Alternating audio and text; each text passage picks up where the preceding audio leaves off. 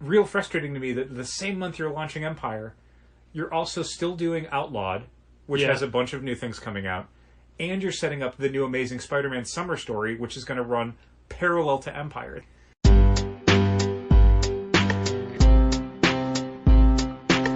Come on and visit for any occasion. So keep patting down waiting, comics and conversation. Keep the conversation moving along. Keep reading comics, keep your local store strong. If it's hard, then it's a job for the challengers.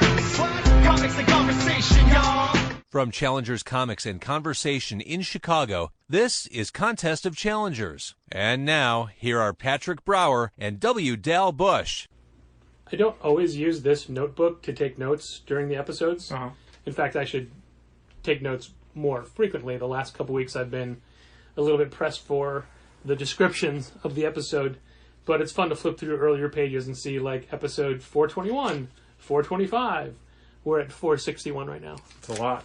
I know. It's a lot of episodes. This is episode 461 of the Contest of Challengers,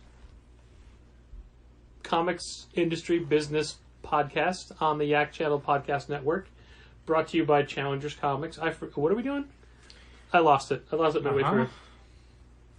It's as good as it was going to get. This entire podcast, completely off the We rails had now. so many expectations, so many high hopes, immediately ruined. What are we talking about now? The podcast or something else? No, we're talking about Todd McFarlane action figures. So many high hopes, so many expectations, immediately ruined. Really? Let me set the stage. Please. These figures... The year is... Sorry. We ordered these figures very recently, yet here they are. They're out already. Usually there's a lot more lead time. Like, we're already placing orders for Marvel Legends stuff that won't come out for months. Oh, we'll talk about that too. But I'm just saying, to give people an indication, like, usually our lead time for ordering action figures is, like, it's not a month or two, it's, like, 6 to 9 months. Yeah. So the idea that we just placed orders for this stuff, like, a few weeks ago, and now we have them, is kind of crazy. Yeah. Oh, yeah. And what's even crazier is the way they came out. You were at Bucktown yesterday, even though you didn't actually work. You were there to receive I worked. I mean, you weren't scheduled to work. But I worked. I work every Thursday, even though Thursday's my day off. I mean, I like to tell people that even though Sunday's my day off, I wind up in Bucktown at the end of the day Sundays. Sure. I'm not working, though. Yeah, I mean, you're usually just there for a few minutes. Yeah. And I But I'm appreciate still it. there. I I'm still appreciate there. it. Anyway, I was in Bucktown. You were in River North. So we got the figures in, and we ordered the same figures, just different quantities. Mm-hmm. Yet River North did not get all the figures, and Bucktown did. Correct. The Bucktown got the Build-A-Figure figures that have the Build-A-Figure Batmans, like Batman Who Laughs, Nightwing, Batgirl. And I think we also got the comic wave. the regular non-Build-A-Figure Batman. I think, or Superman. Which one did you get? Wait, what are you saying now? I'm saying Bucktown got the Build-A-Figure figures. Yeah, Batman Who Laughs, Batgirl, Nightwing, and Bucktown also got either a Batman or a Superman figure that River North did not receive. We did not get Batman in River North. Okay, so yes. So we then also, I was right. Yeah, okay. Yes. I see what you're saying. Here's what I don't like about these figures. Here's a couple things. Okay. One, they're an inch taller than Marvel Legends. They're 7-inch figures. They're a instead different of 6-inch scale. They don't have to be the same scale. They should be. It would be great. So I always thought that. The year is 2020. Yeah, actually the year is like 2017 or whatever, when DC retools their line to stop being 7-inch DC collectibles figures and starts being 6-inch scale, in line with Marvel Legends. They have a bunch of figures promised, and I guess they tank because almost immediately DC goes back to a 7-inch scale. So, assuming that there was not some mitigating factor, it seems like DC figure collectors were like, we do not want 6-inch figures, we want 7-inch scale figures. So maybe that's why McFarlane's like, that's what we're going to keep doing, because that's the DC collectible scale, and people seem to like that just fine. Except, McFarlane didn't do 7-inch scale, they did 7-inch figures. Yeah, not scale. Yeah. So Figures. Batgirl is as tall as Batman, is as tall as the Batman Who Laughs, is as tall as Harley Quinn, is as tall as animated Green Lantern. Yeah, we did not get any of the animated figures, but I don't think we ordered them. I don't know that they're actually out yet or not. Yeah, I don't think we... Well... I don't think we ordered the animated figures. I don't think we ordered them because at the same time, DC Collectibles is doing their own animated figures. It's the ones that were offered to the DC Universe streaming service subscribers as like an early bonus. You could buy them through the app, and now they're being offered to stores to come out in... That's so weird. I have that app. April or May or something? I didn't even see that offer. Oh, it was like as soon as the app went live last year. Oh, okay. Like I wouldn't ago, have cared. I wouldn't have cared. No, same here, and it's... But, I mean, there are people who had collected, like, the Batman animated, Superman animated figures from DC Collectibles, and being able to get, like, the core 7 Justice League characters and Aquaman was like, oh my god, I have them all now in the same style. So, we ordered those, I think, for River North, at least. Just as a... we'll see how it goes. Maybe someone's going to want some of them. We'll find out. Yeah. We'll find out together. Mm-hmm. Here is another thing that, as a retailer, I hate. The other thing was as a toy person. Okay. As a fan of action figures. The only thing as a toy person you don't like is that they're the wrong scale? Well, I mean, I haven't opened any figures yet, so I don't know what other displeasure I'll have. I don't like how the torso looks on Batman and Superman. Yeah, I didn't like how the torso looked on the Nightwing. The Nightwing one I mind less because it feels a little bit more flush with the figure, but on Batman and Superman, it hovers a bit, like the rib cage, and it just visually does not look as enticing. They've got ball joints for their wrists. Yeah. But I don't know anything about the posability, Sure. the playability, Sure. anything like that. I do really like the look of the two figures I thought were going to be the dogs. Superman Unchained armor and Batman Hellbat armor. Yeah, same here. They're so sturdy and thick. They look so fun. Yeah, the Unchained one I kind of don't give a shit about, but the that Hellbat one one I'm like, better. God, this Hellbat one looks awesome. Yeah. It just looks menacing and cool and bulky. Like, it took me back to when I was a very young W. Dale Bush, and McFarlane toys just started coming out. That's how old I am, how decrepit I am as a fossil of a ghost of a human being. I mean, I didn't want to say anything, but you are really old. I remember when McFarlane toys started and when they started coming out, and I hated their clamshells so much. almost immediately, like the first couple were like, oh, Spawn comes with this like weird board with a nail in it or whatever, because they were still trying to figure out like, what do we do for these figures? And then very quickly they figured out like how to do the sculpting and how to do these gigantic bulky figures. I remember getting like Wetworks figures or whatever, and it's just like these gigantic, I don't even care about these characters, but they just look so cool.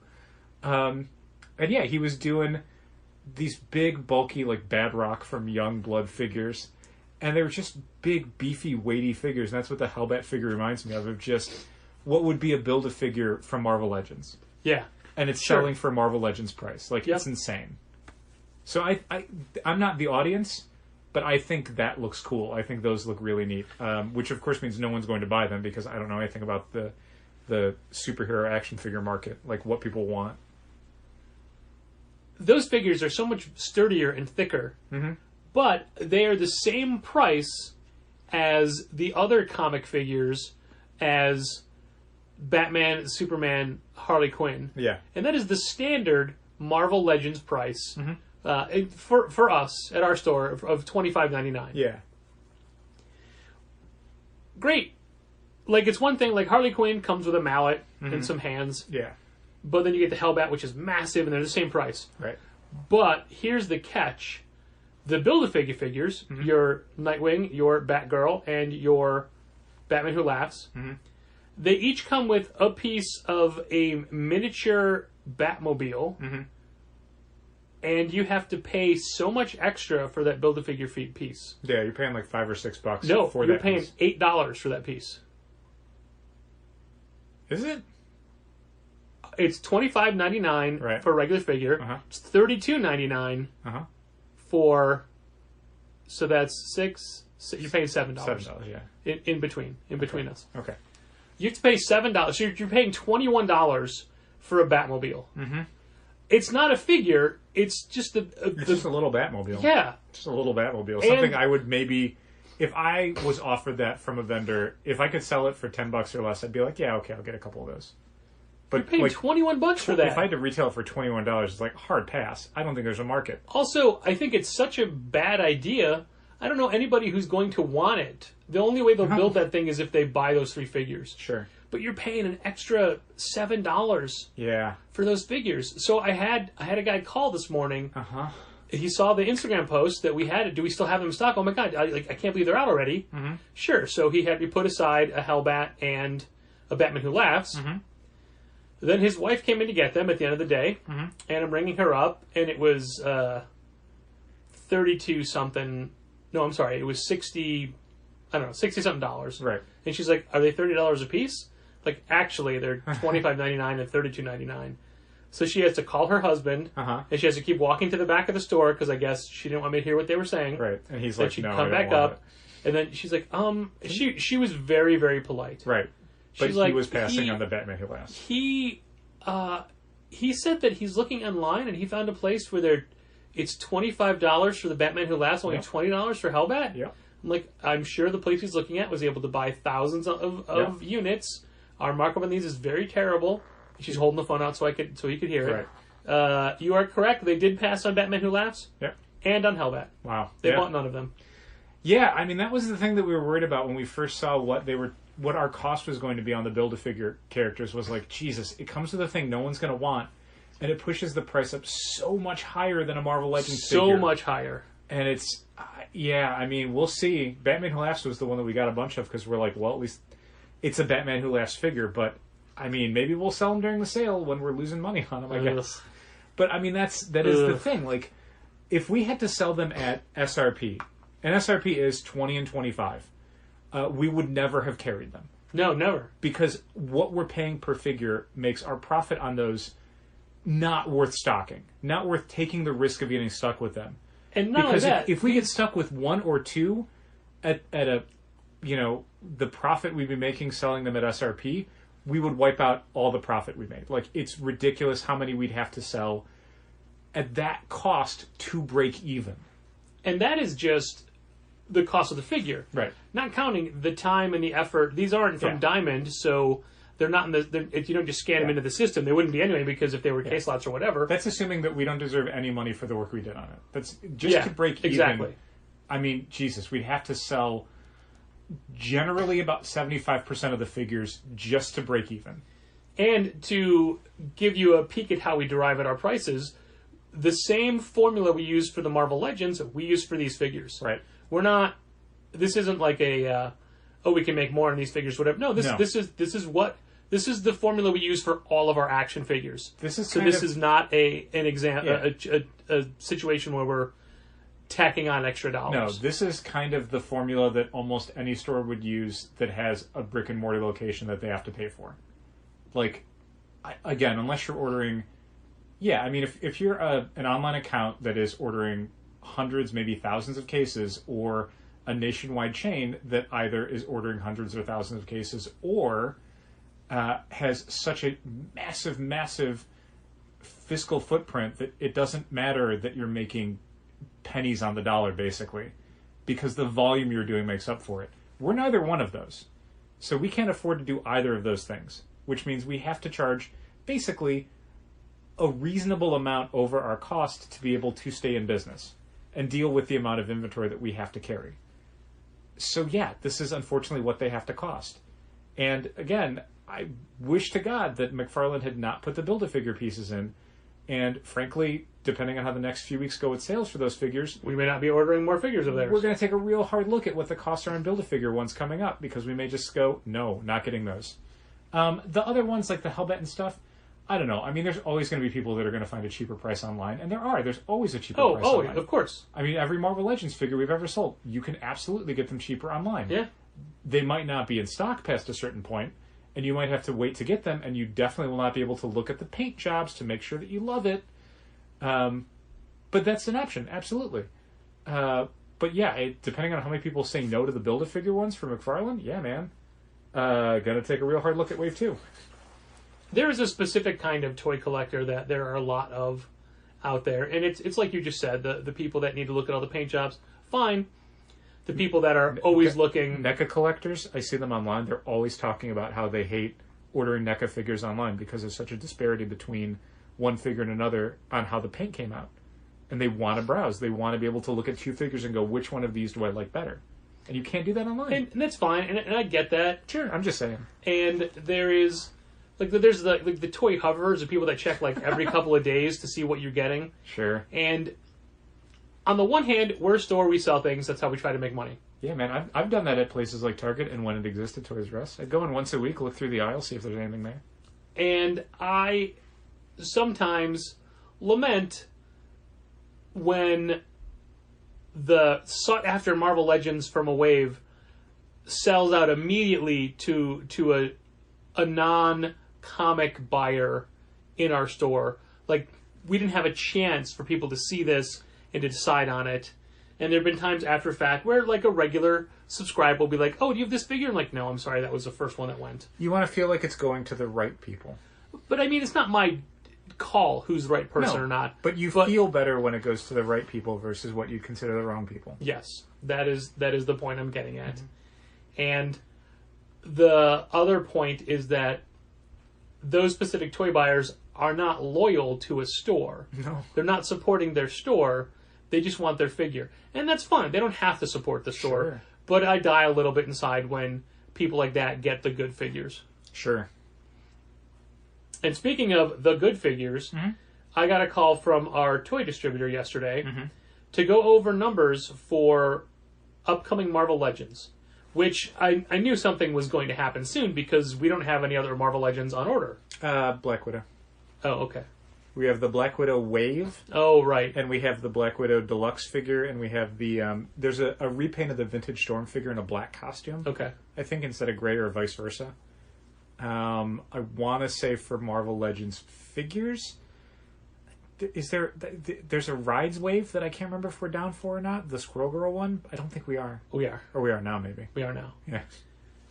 I also had someone call today looking for the Cosmic Ghost Rider Rides figure because he's hearing that it's out. I'm like, man, we literally just placed this order yesterday. They've never shown this off yet. I think you'll see it at Toy Fair. Uh-huh. They could do... Hasbro has their own toy distribution, direct-to-consumer now, Hasbro Pulse. And what they've done in the past at fan conventions, like San Diego Comic-Con, is drop stuff as soon as they announce it on a little live stream panel. They've done it for Transformer stuff, where they've been like, hey, here's a new repaint of this figure. You can get it right now today on Hasbro Pulse, to drive people there. So they could do something similar. Toy Fair is a weird place to do it at because that's not a consumer convention. That's a wholesaler convention and a retail convention. Okay. But they could. I mean, they know that a lot of stuff gets posted on fan sites and fans are paying attention to reveals and stuff. And they do social media posts about stuff they're announcing at Toy Fair now. So it's possible.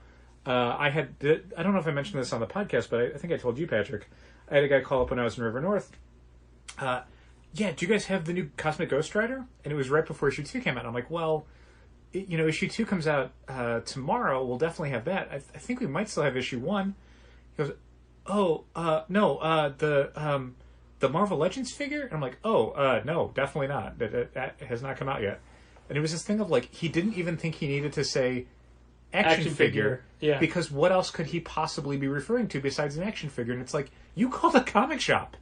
I'm gonna think you mean a comic unless you say otherwise. A comic shop who sells action figures. Yeah, it's true.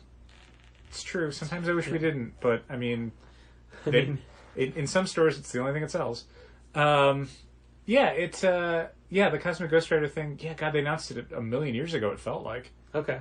I don't know if it was New York. Have you seen a picture? I don't remember seeing a picture. They had a panel or something. They showed a picture of it, and I mean, it looks like a Cosmic Ghost Rider rides Marvel Legends figure. It looks exactly like what you think. The case is 2 of him and 1 of Squirrel Girl. Yeah. And I thought, oh man, our store's going to want all the Squirrel Girls. Anyway, I get a call, and it is going over the Marvel Legends for the rest of the year. Mm-hmm. I don't even know all the ones that you talked about. It's only January. Because you told me that you talked to them, but I have not heard, what did we order? Well, here's the thing. Uh-huh. It had to be a phone call because Hasbro is not letting anybody email, write it down, take a picture of and all it is text. Yeah. Without real good descriptions. Sure. And I was worried because we've been burned in the past by ordering things that are not Marvel Legends, or like the different, the less posable, smaller figures, things like that. Like I want to make sure that from Hasbro, I want to make sure that everything was Marvel. What's that? Like what? What did we order? Well, I just when for Avengers Endgame, it was just Avengers Product 1. Oh, sure. I see what you mean. Yeah. Like, you don't want to order, like, Titan Heroes by mistake. Exactly. You want to order Marvel Legends figures. And there was only one where I said, hold on, you did not say Marvel Legends. Is that Marvel Legends? And our rep said, it doesn't say Marvel Legends, but it's the same case allotments and it's the same price. So probably. I'm like, all right, I'll take a chance that it is. Mm-hmm. A lot of the waves are like 2 good figures and 4 garbage figures. Sure. Man, I don't remember. I mean, there's things you can assume. Like there's going to be an Eternals wave. Yes, there's an Eternals wave. Yeah. And it does not list any characters. It says Eternals 1, Eternals 2, Eternals 3, Which Eternals is 4. fun. I mean, you can kind of guess. There's going to be like. But we haven't seen any concept art Yeah. yet. Well, I mean, there's going to be a Rob Stark figure. There's going to be an Angelina Jolie figure. There's going to be like maybe a Kumail figure, and then there's going to be like 2 or 3 comic book Eternals adjacent characters. Yeah. Like Karnak. Yeah, that's a joke. Yeah, there you go. I mean, there's definitely, I think, going to be another X-Men wave. There's going to be... Well, hold on. Something else. I mean, I'll tell you the ones I do know. Okay. There's a Venom wave, which has 1 Venom, 1 Carnage, and a bunch of characters that I either... Like, one I outright said, who is that? And the other ones I said, those are all garbage. Not even a Morbius? Oh, there's a Morbius in there, yeah. You're right. There's a Morbius in that wave. Makes sense. Yeah. Uh-huh. Somebody's got a movie coming There's out. a Deadpool wave, which has 1 Deadpool, Maverick. Okay. I thought that you'd at least scoff at that or something. No, I think Maverick's a cool design. I always have. All right. Sorry. And the 2 per case is Deadpool in the classic X-Men outfit. Oh, okay. That figure already came out. Did it? Yeah. I guess they're doing a variation on that one then. Yeah. Is it the one where he's in the T-shirt too? Because there was it just said classic X-Men costume. I think it might be the T-shirt one, because there was a Jason Pearson cover where he's like in that classic outfit, but he's got like a T-shirt over it. You think that would be the 2 per case figure? I mean, I never understand what people want out of Deadpool figures, so maybe. There was an X-Men wave that's like, oh, it's got Dark Beast, so Beast but painted gray, got it. There's an oversized Beast coming out. They have weird Spider-Man classic villains in their original appearances, Mysterio and Kingpin. Okay. Those are... Like a John Romita Kingpin? Yeah. That's pretty cool. Those are cases of 6. Oof. Just that figure. Okay. Or, yeah. Literally everything that we were going through, it was just 2 for red, 1 for blue. 2 for red. Like, because most, like, I'm like, man. Because you don't know what you're getting. Well, also, like, there's like, oh, okay, so this Venom wave also has Miles and Ghost Spider. Okay. 1 of each. Okay. And the rest of it's all, like, Toxin. Uh-huh. But people like those figures. Yeah. There was, well, I mean... we had for a while a special order from, like, one of the older Spider-Man waves, and it was, like, the green symbiote lady or whatever. Yeah. And someone's like, I need that figure. And I don't understand why, but they need it. So, all right. It was just Clearly so... as he was reading the list, I'm like, oh, cool. Dud. Dud. Dud. All right. Dud. Yeah. So it was so many waves of figures and vehicles. And there is one they didn't have a description for. And I got super excited. I'm like, oh, I got to order one of these for me. Now I realized, oh, it's not what I'm thinking it is. It is one of their $100 replicas. Oh, okay. Of Stormbringer. Okay. And I'm like, oh, awesome. Better Ray Bill's hammer. How great is that? Oh, that's Stormbreaker? Oh, well, so whatever. Okay. I mean, the same...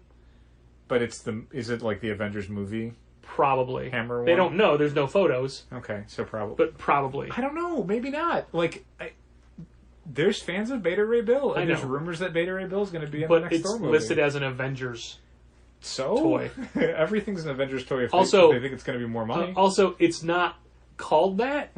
It's called. It has a code name, like a fake name. But our rep said, no, it's Stormbreaker. It's just so ridiculous that we have to place these orders so far in advance with no information. Yeah. And the markup on these toys is shit. For us, it's pretty bad. Because, again, we're getting, like, 2 cases. And most of these things, like, Yeah, but now, if we order 10 cases, we're not going to price break for those. I was going to say, like, the main thing is, like, if you went through Hasbro, it's a lot cheaper, but you have to order a ton more. Like, 1 or 2 accounts can't really do Hasbro. You need to have, like, 9 or 10 accounts, or do the volume of 9 or 10 accounts in one store. So, like, 20,000 square foot mega stores that are, selling comics in huge, selling to an entire county's worth of comics fans, they can probably do Hasbro orders and make it make sense. For us, we have to go through a sub-distributor like Southern Hobby, and there's a middleman. There is an additional middleman now between you and Hasbro, and they have to make a few bucks off what they're selling. Right, yeah.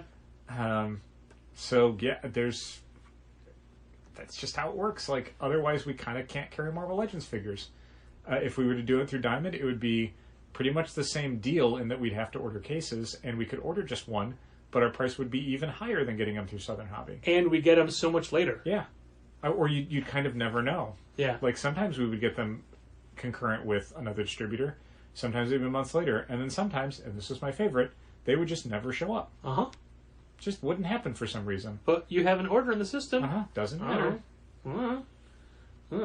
We had a fellow local Chicago retailer email us when the McFarlane figures were announced and say, hey, I don't want to do cases of these. Do you guys want to go in on cases together? Right.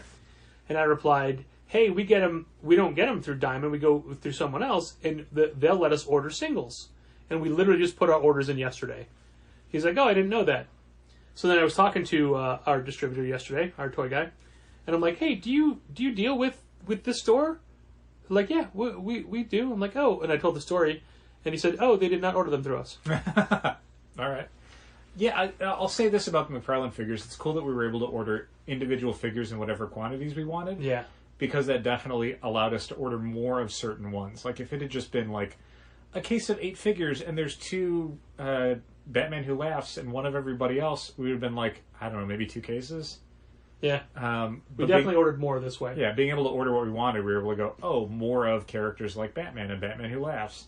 And maybe less of characters like Superman Unchained and Harley Quinn. I don't know why I got it in my head that this was the Burnside Batgirl.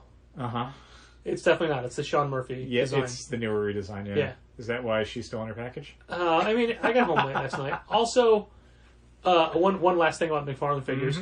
On the back, it tells you who else is in the wave. It doesn't show you the figures. It shows you comic covers. Oh, okay. Of the other characters. That's interesting. Yeah, it does not show you... There's no photos of these... Maybe when they were doing the package, they weren't all done yet. Yeah, probably. I mean... So 2020 was the first year that McFarlane had the rights to do DC collector figures, which is why these things are coming out immediately when the year started, but they kind of couldn't really even talk about it, I guess, or show them off, really, until the year started. Like, pretty much like January 2nd, I think, or 3rd or 4th, it was a full court press of, here's the figures, here's what they look like, here are the wave assortments. Everybody was taking pre-orders. We ordered them in January. We have them in January. And then 3 weeks later, it's like, they are available. They, like, within, I think, 2 weeks of us getting an solicitation from our distributor, people were finding them at, like, Targets or something. So they were already hitting stores. It was, I mean, they must have manufactured a ton of them and then just went, what do you want? Yeah. Which is an interesting way of doing it. I kind of like it, to be honest with you. I like a shorter turnaround. Oh, sure. Rather than we're ordering these things sight unseen and who knows what the demand's going to be. And this was like, I don't know, like I could already kind of gauge a little bit what the fan community was saying about them because you could go on the boards and people were like, they were seeing fully painted prototypes and basically production samples and being able to go, oh, I like this or I don't like this. So we could kind of go, okay, this is the figures that it seems like people are going to want versus the ones that they're not, instead of ordering Eternals figures when it's like the movie's not going to come out for another, 10 months. And then on top of that, we have no idea what the figures are going to look like. We have no idea what the characters are going to look like beyond some concept art we've seen. We don't even know altogether what's going to be in there. So we're ordering completely blind. The McFarlane stuff, I felt educated. I felt like, despite the prices, really not liking the prices, when we got them in, I'm like, this is what I thought we were going to get. Okay. You know? As opposed to the music industry where Eminem can drop a new song and new album and have it hit #1 that weekend. Sure. But, they can do that because a disgustingly large percentage of the music industry is now streaming. Yeah. Physical releases are, quaint. Yeah, no, it doesn't count sales. It just counts... It doesn't need to. Yeah, they changed all the accounting to make sure that you're just going off of streams. Because that's how everyone's listening to music now. Not me. Well, someday. Already it's been a big year for music for me, since we're talking about music. I picked up a bunch of stuff that came out at the end of last year that I wasn't aware of. Mm-hmm. But this week, today alone, Revolution Saints Rise came out. Real nice so far. One of the most anticipated CDs for me of the year, Dirty Shirley. That came out. Played that a few times today in the store. That is the vocalist from Animal Rights and George Lynch from Dokken on guitar. Cool. And next month I'm very excited for Black Swan, which is Rob McCauley from MSG, Jeff Pilson from Dokken, Reb Beach from Winger, and Matt Starr from other stuff I don't know. Mm-hmm. Another supergroup. I also got the new Poppy album, which, oh my god, is it totally up my alley. Cool. Very surprised by that. A new band I never heard of that Serpent Crown guitarist Chris Carlson turned me on to, Haunt. Magnum, which is a British band that's been around forever. They have a new album which is killer. It's just January and I'm loving it all. It's great. I'm loving it all. Hey, we were talking about I had a segue before that I didn't pick up on because we weren't not talking about toys, but the segue was sometimes we order things from Diamond that just don't come out. What was that book that this week we found out that... Bad Reception 4? Yeah, Bad Reception 4. Bad Reception 4, we ordered it. It said that it came out 2 weeks ago. We never got it. And what did Diamond say, Dal? They did not know if it came out or not. They just don't know. Nope, they were going to look into it. They don't know. That was, I think, on Monday. I called Diamond and they said they would look into it, and it is Friday, and we haven't heard back from them yet. I called Diamond Monday about a problem we've been having with the RMH system in River North, where it just, at the end of a transaction, it freezes, and then you have to reboot it, and then that transaction didn't post. Right. But if it was a credit card transaction, you've already taken the person's money, mm-hmm. but it didn't take that product out of inventory or record that sale. Right. So, unfortunately for poor Kent, it happens mainly on Sundays. Yeah. But it happened to me on a Monday, so I called Diamond Tech Support immediately and left a message, because you'll never get them on the phone right away. And did they call you back today? No. Because they didn't call you back on Tuesday, they didn't call me back on Wednesday or Thursday. Nope. Huh. Nope. Wonder how long that queue is. Pretty long, it would seem. What if it's an emergency? And I thought we had a problem today with a special order, but it was solvable. Yeah. I still don't understand why it happens, but it's solvable. Yeah. It's frustrating, and I don't understand how anybody at that company can really want to put that much time and effort into a project this big when the returns are like, well, you're preaching to 2,400 accounts. How do you mean? I mean, if every comic shop in North America mm-hmm. decided to get Comic Suite, right, it's only 2,400 accounts. That's true. That's the maximum you can get, and you're not at that. There's plenty of stores that'll never use it. Yeah, but I think more and more stores will use it. So many stores now that are like... Some of it is trying to get like old stores that are using registers to finally move over to a point of sale system with inventory management, to be able to deal with inventory turns and cycle sheets and stuff in a way where it's computerized and it's more mathematically sound. But some of it is there are those stores going away and new accounts opening, and those new accounts would never even think to do it with like a cigar box or Yeah. An old-timey register, like, of course you're going to use a computer, and of course you're going to manage your inventory, and of course you're going to have some way to do reorders that's more than just, calling up a rep and saying, I'm out of these books, give me more of them. Because it's not how the industry works anymore. So Comic Suite and RMH kind of have to exist to be at least a solution Diamond's offering for stores that don't necessarily want to do a lot of research or try a lot of different programs. They just want, when they're opening an account for their main distributor and oftentimes their sole distributor, to say, here's the solution. I just wonder how cost effective it is to have a staff of people working on those programs when I don't know how many people actively use those. Well, I guess the other part of that equation is how many people is Diamond actually employing and how much do they pay them? Yeah.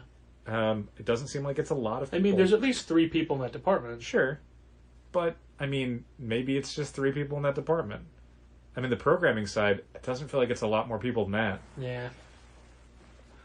I'll never understand it. I mean, maybe I will. I just don't know that I'm in a position, to do so. When you go to C2E2, maybe you can talk to someone at Diamond and go, explain to me how this is reasonable for you to put money into.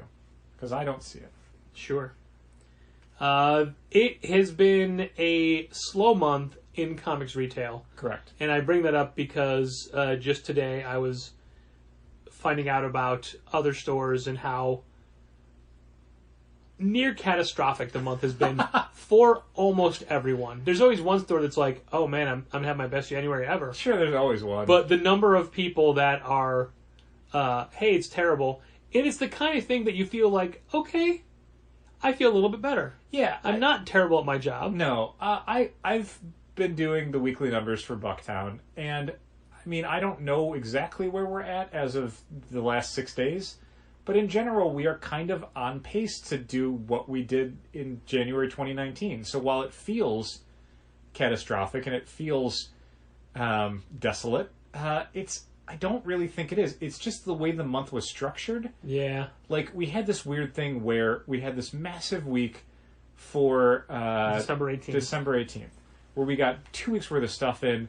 It was gangbusters business. Everyone's total was huge. I'm sure customers were not as happy with it as we were, but we did great money. The thing was, the next week for Christmas, there was like 8 comics that came out. The week after that, for New Year's, there was very little that came out. And then, inexplicably, for the next 2 weeks, it was still like kind of nothing came out. And then this week was like a regular-ish sized week, but nothing anyone's that excited about. So somehow we managed to go like 4 straight weeks with nothing that got anyone excited. Well, some retailers are attributing that to all the publishers taking 2 weeks off at the end of the year. Maybe. And rushing to get everything done for then, but then not really planning ahead far enough. Maybe. It's not like a lot of books like skipped January. Like, they still managed to come out, but somehow the 5-week thing, usually it's 4 decent-sized weeks and then 1 kind of anemic week at the end. This was like 1 decent week at the end and 4 anemic weeks. I don't know how they switched it like that. Yeah. But they managed to do it in a way where everything still came out, but you're like, it never felt like anything came out. And hilariously, because we didn't really take advantage of it, January was the month where Marvel's like, you can do midnight releases every week. And it's like, for what? For what books? Did you get that email that IDW had said, hey, you can do midnight releases for January 22nd? Uh-huh. Today? Yeah, which is, Diamond's policy has been, if one publisher says it, you can all do it.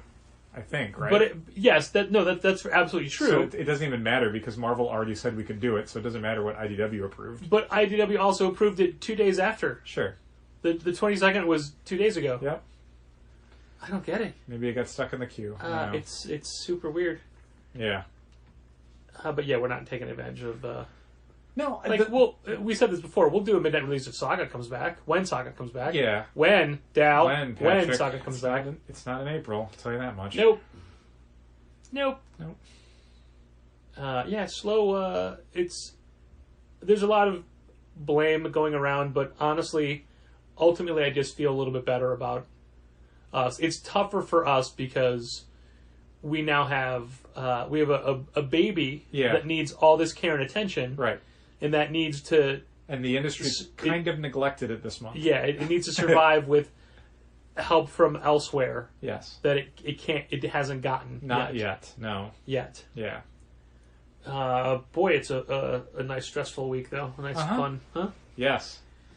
I had something else and then it went away, which is I think a core of this podcast is me. I'm sorry. Even with my notes, not notes, but I was writing stuff down. Uh-huh. So you said that Saga is not coming back. Correct. In April. Correct. What else is coming out in April, Dal? So I was working on the new catalog today for product shipping beginning in April 2020. I can tell you I've read all of the Marvel solicits.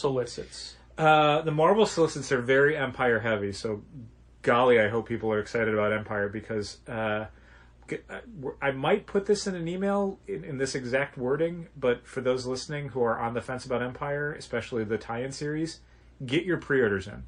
We are not ordering a lot for the show. Oh yeah, definitely not. We've been burned so frequently. Goddamn 2099 books. I'm gonna build a tomb and die in it. We had a club member ask for a book on the orders we just sent in. And I looked, I'm like, oh, we didn't even order this. Like, we'll get it on the FOC, they'll be fine. But it's like, oh, we didn't order the Decade covers for Robin. No, which we'll talk. Like, I guess we'll jump to that real quick. This was the week that Wonder Woman 750 came out, and it's the first of the anniversary books since Detective 1000, where we got burned. Detective 1000, which was the #1 book of 2019, but I guarantee you every single retailer has some stacks of Decade covers for that book. Yeah. That's how it was the #1 book. Was like, I think stores really over-ordered those covers. So when it came around to Wonder Woman 750, we're like, we were okay selling out on these. Yeah. So we went real light on pretty much across the board, and except for the main cover. And some of that was due to no one really telling us through subscriptions that they wanted all of the covers. A few people said, "Oh, I want this guy or that guy." We had one person get them all in Bucktown. And then, so it really wasn't a sense of like, oh, we need a ton of these because there's a lot of demand. There's just, we'll get some for the shelves. And I haven't been in Bucktown the last 2 days. I mean, I think Wednesday night we had sold out of the J. Scott Campbell cover. Okay. And like maybe one other one. Olivia Coipel, maybe not. We sold out of the more recent, like the Jim Lee cover. Jim Lee the and Payros cover. Yeah, like Adam Hughes. Yeah.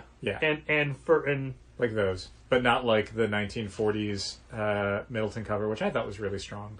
I like Jenny's cover a lot. I just wish it had a better background. The 50s Jenny's cover was good.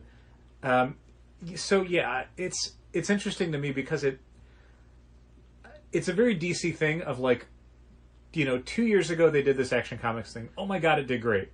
So then like 11 months later, it's like, hey, let's do this Batman thing. And it did really well, but also retailers were like, hey, you might be kind of crushing this now. Like, you maybe did too much of it. And then, so DC apparently decided that for 2020, well, shit, we're just going to do like 15 of them. That's all we're going to do. We're going to do Wonder Woman, and then The Flash, and then Robin, and then Catwoman, and then the Joker. And Joker in the same month, 2 weeks apart. So that was kind of what I'm leading up to, is that's DC's big thing for April 2020 in their part of the catalog is the Catwoman 80th Anniversary Super Special and the Joker 80th Anniversary Super Special. Same format as all the other ones, where it's a $10 book, a bunch of creators working on it where they haven't told us everybody yet, 10 different covers where it's Decade covers and a regular cover and a blank cover. With this Wonder Woman one, they were so mixed message about what they were doing that legacy numbering, not legacy numbering, what are we doing, who's going to be in this? Oh yeah, I mean originally it was supposed to be 750 and then they would go back to issue 84, 85 right after. And then retailers were like, why are you renumbering it and then de-renumbering it the next month? That's idiotic. So DC's like, oh no, okay, the next one will be 751 and 752. And it's like, okay, great. That should not have needed retailer uproar to fix. Wasn't it solicited with Cami Garcia and Gabrielle Piccolo on a story? I thought they were saying like the Teen Titans Raven team. I don't remember because it's Cami Garcia and Phil Hester. Yeah, the overall messaging has been very poor because it feels very slapped together in that, like, they just showed off the Robin Decade covers, I think, the last couple days. Minus Jim Lee. And then that's because the orders went in yesterday. Like, the initial orders closed on the Robin special on Thursday. Yeah. And I think on Wednesday they're like, here's all the covers. So it's like, well, what am I supposed to do with that for my subscribers? Like, how am I supposed to get sales on those? And now I have to do that in the next few weeks before FOCs. And that doesn't help me at all. Like, that's a great way for me to not put any effort into getting pre-orders for those variant covers if you're going to, like, make me work for it after I had the window where people were paying attention. Yeah. Like, it's too late now. So I don't... When we send out emails about stuff like the Robin special, and we'll do it for Catwoman and Joker, it's just going to be like, here's the book, do you want the book? I'm not going to say, like, there's 8 covers because I can't even show you any of them yet. Here's Art Adams is doing the 1940s Joker cover. Do you want that? I have no idea what it looks like, but Art Adams is doing it. And the thing of it is, looking at the Catwoman, the artists they have for it, I'm like, I think these could do really well because it's all, like, the biggest names in, like, sexy girl comic covers. Yeah. Of course Frank Cho's doing one. Of course Adam Hughes is doing one. Of course Art Germ's doing one. You know, and so on and so forth. And everybody that you'd expect to be doing, like, a sexy Catwoman cover that DC does with variant covers is doing one. But at the same time, no idea what they look like. And that absolutely matters. Because even people that you like who have done some of the Decade variant covers, like Jim Steranko, what if it's really ugly? Yeah. What if people look at it and go, oh, that's really gross, and I don't like that art for that cover, for that Decade? So, yeah, even if we went conservative on Wonder Woman, and we went conservative on Flash because no one's buying that book off the shelves anymore. No. And we went conservative on Robin because it has no built-in subscribers to it. Feel like we're going to go just as conservative. Even tighter. I don't know about even tighter because, I mean... People do love the Joker. Like, this is the thing. Like, the Catwoman stuff is like, I could see that being something where fans will get 8 covers because it's all sexy girl comic book covers, and there's always a weird market for those.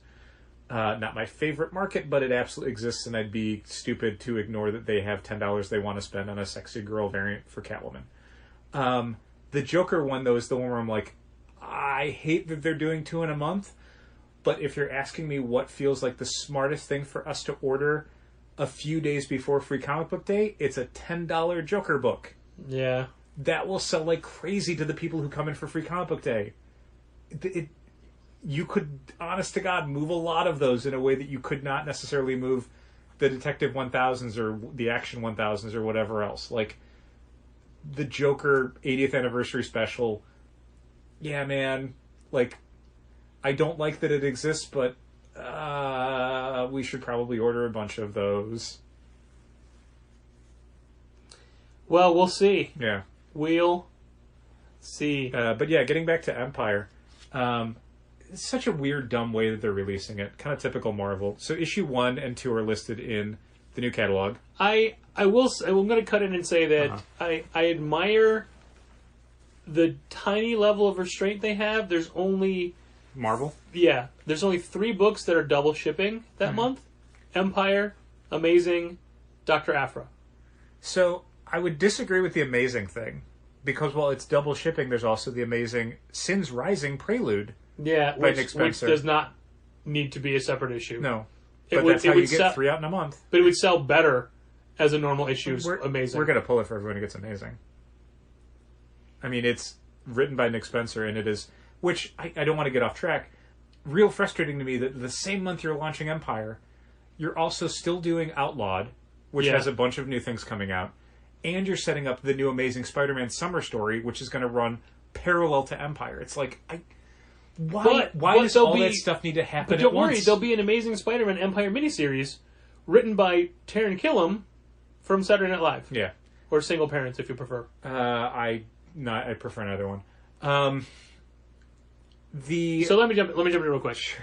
First, I want to say that I like Wonder Woman 750. Okay. I thought the stories were good. The stories were great. What was the one I like? I think I liked the best. It was the the Nicola Scott one. The Gail Simone with the girl with the flowers was good. Who showed up in a few of her stories. Yeah. What's the one where the interrogation one? Who wrote that one? The interrogation one. I don't want to say what the spoiler is, but it's Wonder Woman interrogating, like Wonder Woman's being interrogated by somebody. Yeah. God, I don't remember. In like an interrogation room. I don't remember the story. I mean, I if I told you the twist, you'd be like, "Oh, that one," but then it would ruin it for the people who are listening to it. Well, while you're looking that up, I'm going to also say that this week I really liked Guardians of the Galaxy #1. It was great. It's Al Ewing's take on the Guardians, and it's not your standard Guardians. He gets to build his own team, so it's not everybody you think it is. It is going to build up into Empire, but that just makes perfect sense because he's co-writing Empire, and it's some of this is spinning out of Mariko Tamaki did the with Elena Casagrande, who I think is the woman who's doing one Black Widow. Yes, they did one, just a little short story in there where I'm like, God damn, this is real good.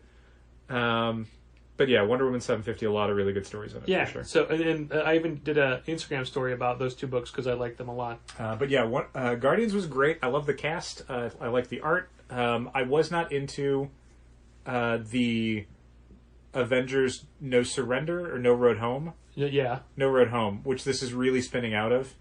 But I like this story enough that I'll keep reading it despite not really liking the story it's kind of based on.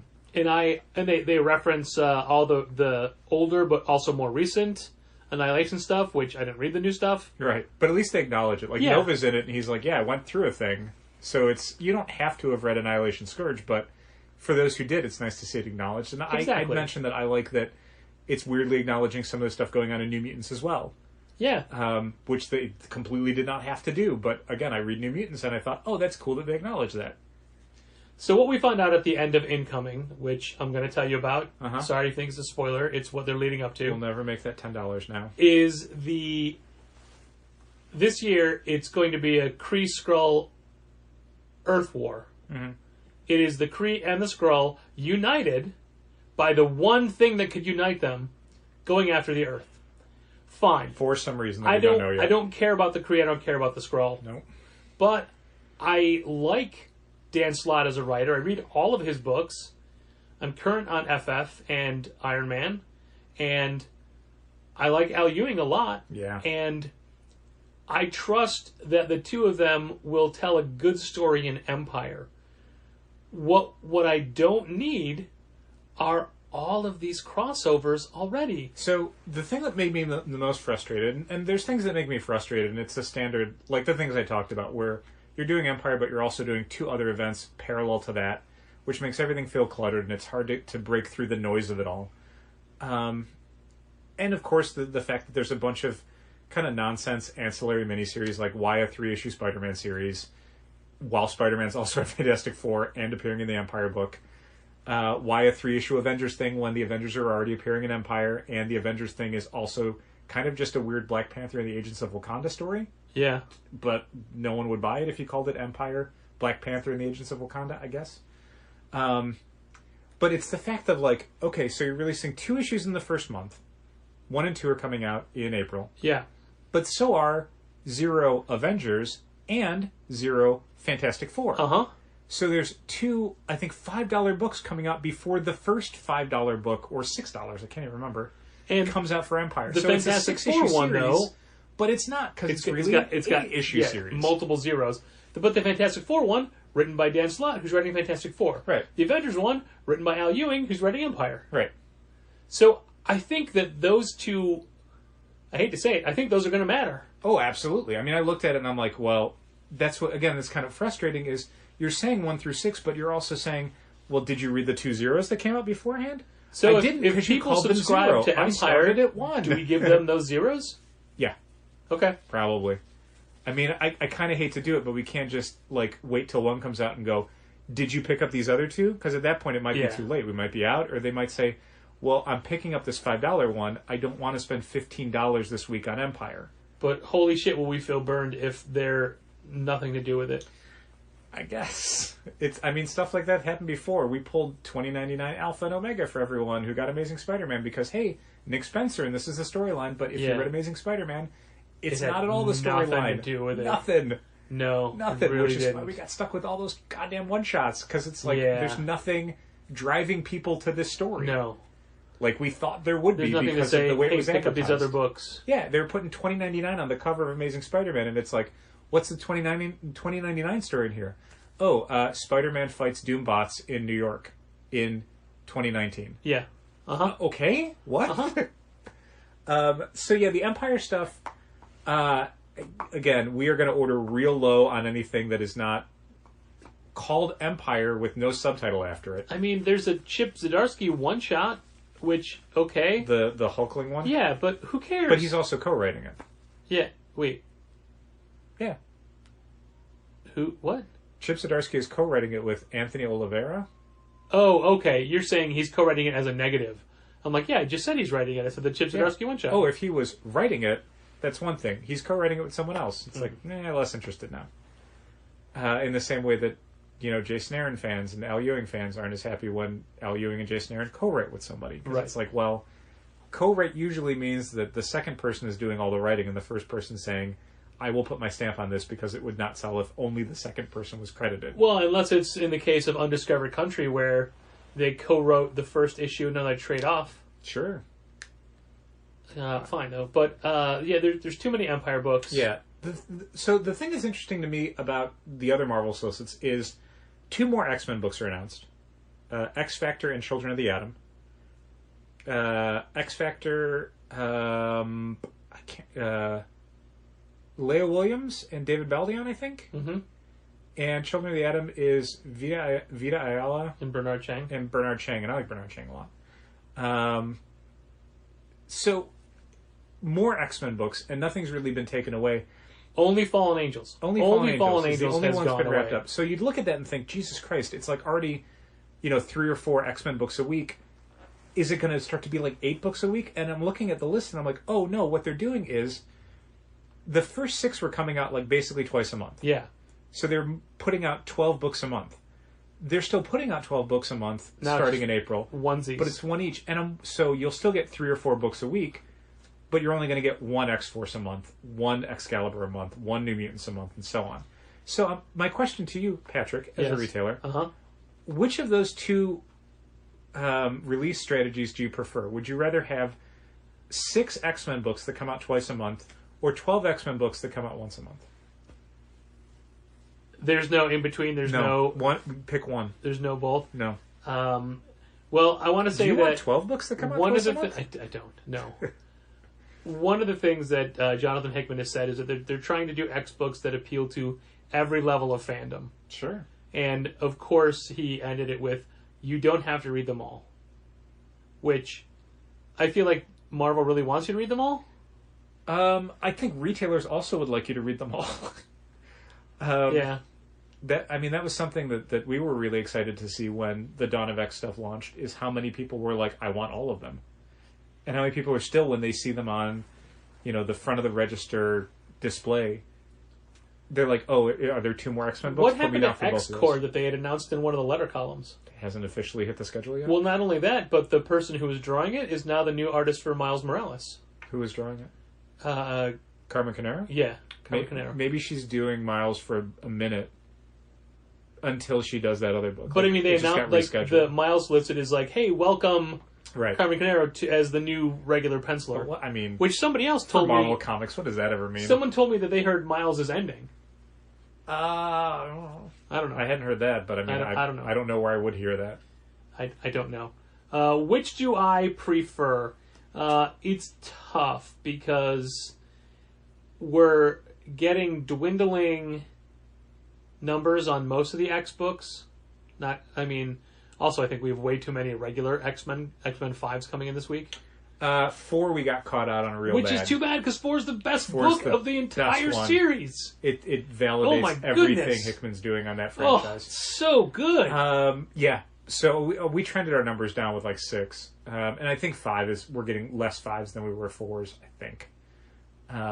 But that's we might I be caught on that prefer one, too. less titles, double shipping. Yeah, same here. And I think that people won't realize that it's only once a month, so they're getting the same amount, and they're going to look and say, oh my god, I have 12 X-Men books on my list that is way too many, when otherwise they'd be like, oh, I have 6 on my side. So I'm going to disagree with that part, because that assumes that people... How dare you? That assumes that people look at their lists, and I know for a fact they don't. By the way, that when I add all of their Match 2 stuff for the new catalog, I always get emails saying, can you add this thing? And it's like, literally, if you scroll down 4 inches, you'd see that book listed, but you didn't. So I know people don't look. So I can tell you right now, that is not true. But I think it maybe gives us a little bit of an advantage when those books come out, of instead of, them having 5 or 6 X-Men books because they haven't come in for 2 weeks, if they only have 5 or 6 different titles instead of, multiples of certain issues or certain series, it's easier to then say, like, hey, try out Children of the Atom, because you're not backed up on anything. Do you know what I mean? You're not sitting on 3 issues of Excalibur you haven't read yet. You've only got 1 issue of Excalibur, and 1 issue of New Mutants, and 1 issue of Wolverine. What side are you on? I'm on your side, but I'm saying there is potentially an advantage to the other way of doing it. Oh, I see. Okay. Of creating a space where people are getting the same amount of books, but since it's spread out across multiple titles instead of 1 title, essentially, it feels like there's a little bit of space in their brain to read a new book. I think.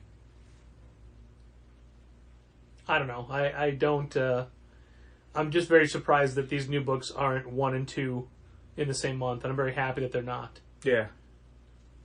And I think it's a thing that we have to hand sell, i.e. explain to everybody, no, they're cutting down. And as we do this, we'll get the May catalog, and there'll be 3 issues of X-Force listed. Yeah, maybe. Everything goes weekly. I think it's less that we have to hand sell because of anything else other than it's franchises and titles that people have no familiarity with. Yeah. Like the X Factor one is like, none of this is the X Factor you're expecting. Right. Children of the Atom is brand new characters and a completely different concept for an X-Men book. So communicating that to people Did you notice that Storm didn't have a sidekick? Maybe she's like a mentor to the mentors? Because she's on a bunch of the covers. Okay. Despite not having and maybe that'll be part of the story is why is she on the book if she doesn't have a sidekick? Hers died. But like when the first batch of Dawn of X books was coming out, it was really easy for people to understand X-Men and New Mutants and even X-Force, because you could kind of look at the books and go, okay, I know what those titles mean and I know what those characters are in these books, so I know I'm going to want those. But stuff like Excalibur was tricky. And then Marauders was the one that a lot of people were taking a wait and see on. And Fallen Angels as well, because they're like, I don't know those titles, and I don't have a context for what this book is going to be. But Marauders is our best-selling non-X-Men title. It is, which I think bought a lot of goodwill for the other titles that people were on the fence about, because if Marauders could be good, and they weren't expecting it to be anything, then there's potential for all of these books, which, I mean, Marauders being the first kind of book out of the gate after X-Men and being as good as it is, it was a godsend for that line, because if that thing had not worked, or if one of the lesser titles had come out second, I think a lot of people would have not picked up the rest of the line. So you're saying if Fallen Angels #1 was the... I didn't want to name and shame. Did you notice sure. in the Fallen Angels collection, it's listed as Fallen Angels Volume 1? No. Yeah. All right. We'll see if that's still what it's called when it comes out. Yeah. Well, it won't be, because they change their trade titles all the time. Sure. And I hate getting that weekly email just to find out that Fallen Angels Volume 1, The Angel Has Fallen trade, has been renamed Fallen Angels Volume 1, The Angels Have Fallen. Like, what? That's not a... It's like, oh, you want to know changes? Here's every single change. Yeah, I love FOCs because of the flexibility it allows us in getting our orders right, but I really hate how it means the publishers treat the monthly catalog as a first draft. Yeah. Where it's like, well, we don't have to get it right. It's like, this is how I'm communicating with my customers. This is how I'm figuring out what people want to make sure I order it. Like, if that stuff isn't right or isn't even 100% there, it's not going to matter to my customers when you get it right in an email to me, because I can't communicate that to them effectively. They're not paying attention anymore. Well, I hope you're all paying attention to the fact that Ryan Brown is going to be signing at both Challengers locations. 2 Challengers this locations. Upcoming Wednesday. He'll be in River North from 4 until like 5:15, and he'll be in Bucktown from 6 until whenever. 7 something or other. 7-ish. And we will have, he's signing Quantum and Woody #1, which he's the artist for, with wonderful writer Chris Hastings, who, by the way, has what sounds like a really fun Marvel miniseries. How to Read Comics the Marvel Way? Yes, How to Read Comics the Marvel Way. Such a good title, It too. sounds great. It looks great. I'm very excited for that book. Chris Hastings is a fan favorite of ours. And we have a special tour cover that'll have Challengers on it somewhere. We're not sure how. We haven't seen it. We hope it has the S in Challengers. Sure. Apostrophe S. Yeah. I did see how they refer to it internally, and I went, oh. But then I realized it was a mistake, because they called it the Hastings variant. Mm-hmm. I'm like, didn't Hastings go out of business? Yeah. What the? Oh no, they mean the writer. Yeah. For his writing, his tour. He's touring with it. Yeah. Yeah. So we got, even though we don't have him, we got in on that. Which I would take him. Yeah, absolutely. I will take any character that appeared in a Gwenpool comic, and that's Christopher Hastings. Fair enough. And we will be raffling off, just for these signings, anybody who buys Quantum and Woody #1 at either of these 2 signings, we will have a blank cover that Ryan Brown has graciously volunteered to sketch on, and as many copies of the book you buy is as many chances you get to win it. Yep. And then we won't draw that night because, well, maybe, I don't know. It depends on, I don't think so. We have to merge the 2 stores worth of entrants. I don't want to put that pressure on us to do it that night. So, yeah. Plus, we don't know when he's going to be done drawing the book. So this isn't like with Hawkeye where you had a full week to enter. No, it's the signing only. Yep. That night. And that's how you get in. That's 2 stores. You got 2 chances to enter. And then I hope you're all saving up for the I Love You But I've Chosen comic sale. It's coming up February 7th through 13th. You know how it works. Make sure you have your want lists ready. Those DC McFarlane figures look a lot better when they're 25% off. I gotta tell you. There's so much good stuff that's come out over the last year, between last February and this February, that if you waited, there's any number of great books you could pick up for our largest discount generally, and it's our only store-wide sale of the year. The only exceptions are anything marked new this week is not on sale. Anything that's on hold, so that subscription books or stuff put on hold before the sale, also does not apply to the sale. Any consignment items, so local artist stuff, which also means anything we're selling on behalf of someone else, which means C2E2 tickets are also not on sale. Yeah, C2E2 tickets definitely not part of the sale. Yep. But everything else, toys and supplies and books and comics, and you can win a great win. I said win. You can earn a great T-shirt from Rosemary Valero O'Connell, and you can do that at Challengers. There are 2 of them, and we hope to see you at one or both of them regularly. Thanks for listening. And keep reading comics.